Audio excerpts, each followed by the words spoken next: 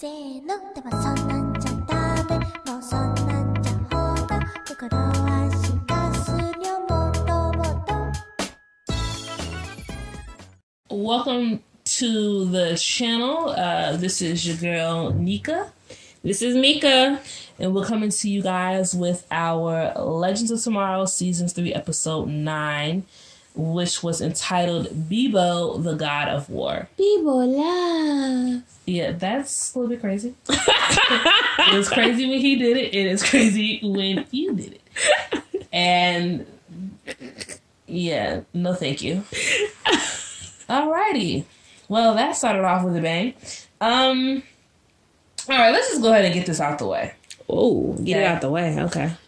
Martin Stein is no longer with us. No. Okay, in this episode. And Jackson's going crazy. Jax is going crazy. As well he should. Mm-hmm. Okay? And what can one say? So, basically, what happens is Jax decides, I'm going to go back and travel through time and stop this from happening. If I go back and talk to Stein when he's in his 40s at the time, maybe? No, it just so happened that there was an apparition because of Stein. Yeah. Well, not really because of Stein, No. but he was a part. It was during the time that he was around because what was it with the It was with the doll. Yeah, but because of the doll and. But that's not really the point that I'm trying to make. Oh, sorry. No, you're fine. I was simply saying when that apparition happens, Jax decides to go ahead and make the most of this bad situation by using it to the utmost advantage. Exactly. Which, I mean, I'm not going to blame a player. When it's right there, you know, might as well. But being that you know you messed up time, you know you really shouldn't do that. No. And that's huge. Yeah. Because who knows who could have come back based on the extra stuff that was done. Exactly. Or whatever. So we meet young Stein again, except he's a little bit older than the last time before he was in college years. Now he's married with his daughter, which is the apparition, being, 5, 6, 7, something like that. She's a little girl. She's a little girl, but she's around the age when, like, a kid would want Tickle Me Elmo. Because Bebo is pretty much like a Tickle Me Elmo is what I would kind of compare it to. No.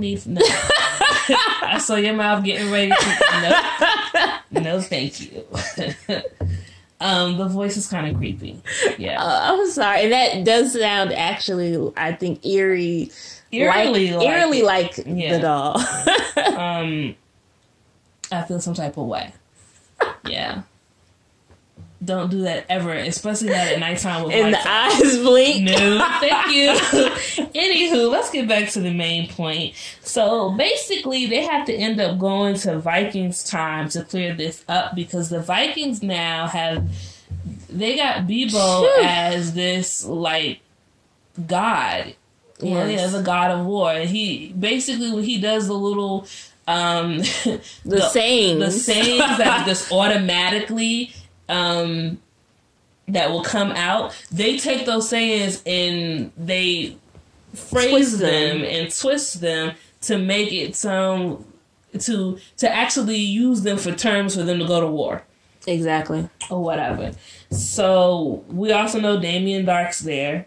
Somebody put a lace wig on that man that was everything. Yes. And I'm not even a huge fan of lace wigs, but that thing was lame. You hear me? Like, on everything. Whoever did that wig came to play. No game. Yes. His daughter was being her normal, I'm holding things down thug self, so I appreciated that. Or his daughter was being her everyday dark self. Oh, okay. Ooh, puns. And I was holding on to that for a while. I was like, when can I insert this? Yeah. Noted. And I think what was really cool about this scene was that they did something... You know what? I'm going to say Supergirl has finally turned things around for me. And even though a lot of people haven't liked Legends Season 3, I've enjoyed it immensely. And I think because each episode, they kind of, so far anyway, they kind of did something a little bit different that you wouldn't expect. Of course, we had that great episode with Return of the Mac was the theme song, and throughout they wove it in there, but it didn't seem cheesy to me. And then with this episode, I like the fact how they played out how everything was going to happen in advance. Yes. But I don't think we knew that it was happening the first time, so it was just like a shocker. And it was like, oh my goodness, that just happened or whatever. And then it's like, no. Wait a minute, hold up. Let's do it this way. Actually, we need to do it this way. And then they would talk about how Damien's going to say his dry pun type stuff and make his little joke that nobody really that no one gets. Or whatever. And so it was really like a great scene the way they did that. And I really appreciated it.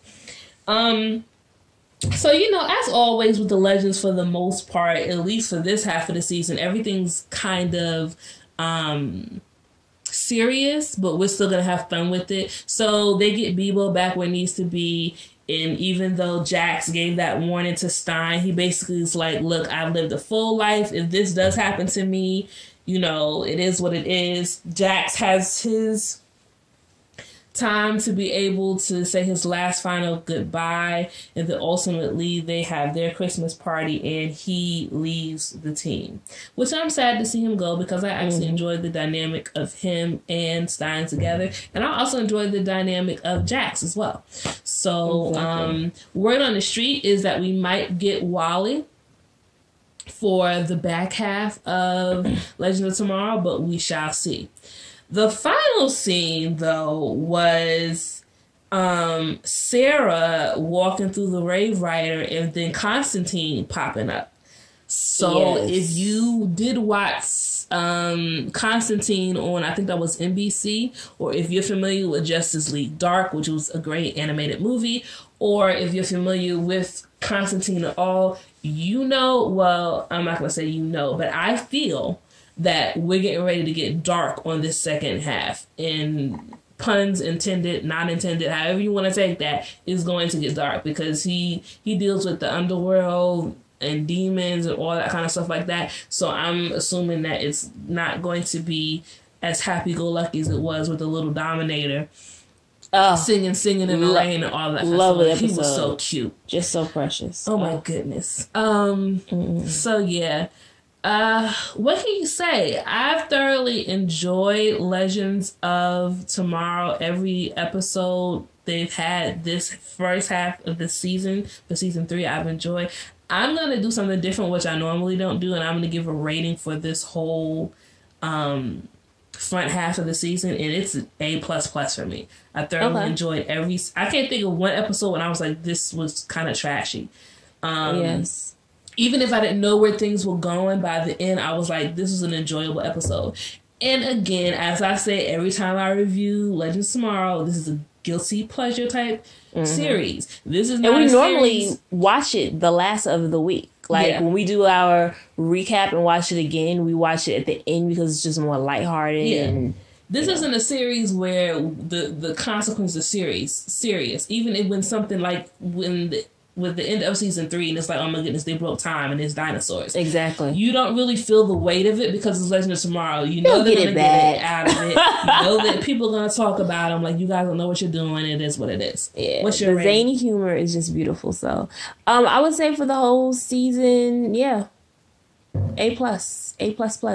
Okay. For the whole season thus far. You can't say anything, but I will say definitely with Constantine, like you said, think Exorcist, think Dark, I'm sure.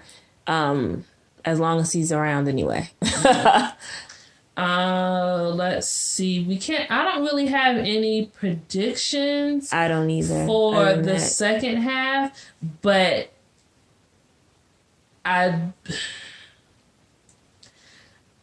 whoever, what's his name? I can't think of the villain's name now.